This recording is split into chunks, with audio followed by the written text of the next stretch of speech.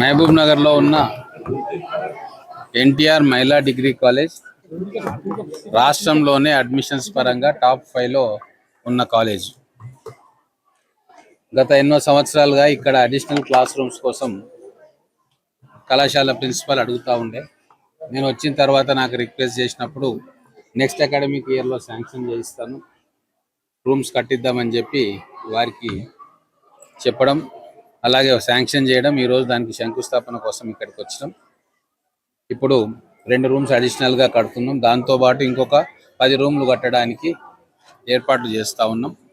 ఈ అకాడమిక్ ఇయర్లో rooms shortage లేకుండా ఎంతమంది అడ్మిషన్స్ తీసుకున్నా కూడా అందరికీ క్లాసెస్ చెప్పే విధంగా ఈ డిగ్రీ కాలేజీని మేము డెవలప్ చేస్తూ ఉన్నాం.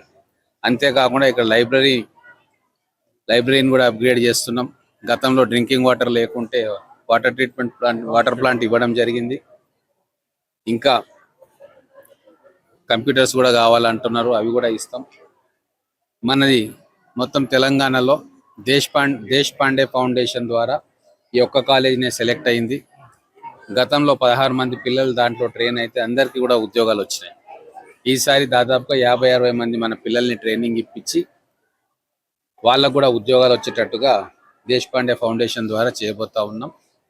మన పిల్లలు వాళ్ళ కాళ్ళ మీద నిలబడడానికి మా తరఫున ఎటువంటి కార్యక్రమం చేయాలన్నా, ఎటువంటి ఇన్ఫ్రాస్ట్రక్చర్ వాళ్ళకి ఇవ్వాలన్నా మేము రెడీగా ఉన్నాం. హాస్టల్ ఫెసిలిటీ ఒకటి బాగా షార్టేజ్ ఉంది కాబట్టి వీలైనన్ని ఎక్కువ హాస్టల్ రూమ్స్ అవైలబిలిటీ మహబూబ్నగర్ పట్టణంలో తీసుకురావాలని చెప్పి ఆలోచన చేస్తూ ఉన్నాం. ఒక కొత్త హాస్టల్ బ్లాక్ ఒకటి నిర్మాణం చేస్తే గ్రామీణ ప్రాంతాల నుంచి వచ్చే మన పిల్లలకి ఇక్కడే చదువుకొని ఇక్కడే ఉండే ఏర్పాటు జరుగుతుంది. దాని మీద కూడా నేను ఆల్రెడీ రిప్రజెంటేషన్ ఇవ్వడం జరిగింది. త్వరలోనే మనకు హాస్టల్ బిల్డింగ్స్ కూడా శాంక్షన్ అవుతాయి. ఇప్పటికే ఎంబీఎస్ డిగ్రీ కాలేజ్లో కొత్త administrative block, classroom, teaching academic block, వాటికి శంకుస్థాపన రాబోయే కొన్ని రోజుల్లో చేసుకుంటాం. హాస్టల్ నిర్మాణం ఆల్రెడీ కొనసాగుతూ ఉంది, కొన్ని రోజుల్లో అక్కడ పూర్తయితాయి. ఎడ్యుకేషనల్ ఇన్ఫ్రాస్ట్రక్చర్ మహబూబ్ నగర్లో అన్ని జిల్లాల కంటే కూడా నెంబర్ 1గా ఉండాలన్న తాపత్రయం గౌరవ ముఖ్యమంత్రి గారికి ఉంది, నాకుంది. ఇంకా చాలా చేసేది ఉంది. 9.5 సంవత్సరాలుగా విద్యను నిర్లక్ష్యం చేసినాం. విద్య నిర్లక్ష్యం చేయబడ్డది. మన పిల్లలకు రావాల్సిన అవకాశాలు దొరకకుండా పోయినాయి. మేము వచ్చిన తర్వాత ఆ లోటును భర్తీ చేస్తూ ఖచ్చితంగా మన పిల్లలు అన్నింటిలో ఫస్ట్ ఉండేటట్టుగా వాళ్ళకు కావాల్సిన ఎంకరేజ్మెంట్, వాళ్ళకు కావాల్సిన ఇన్ఫ్రాస్ట్రక్చర్ను అందిస్తూ ఉన్నాం.